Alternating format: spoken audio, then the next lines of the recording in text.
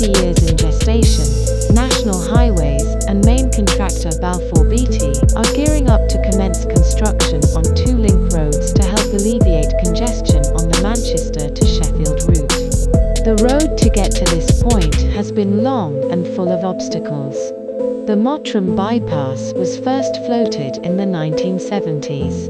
It was the subject of 2 consultations, one in 2017 and the other in 2020.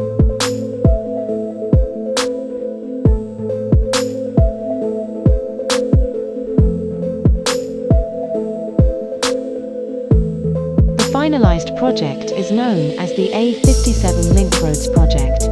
It includes the creation of 2 link roads, the dual carriageway Mottram-Moor Link Road, which will connect junction 4 of the M67 with a new junction on the A57 at Mottram-Moor, and the single carriageway A57 Link Road, which will link from that A57 Mottram-Moor junction to a new junction on the A57 at Woolley Bridge.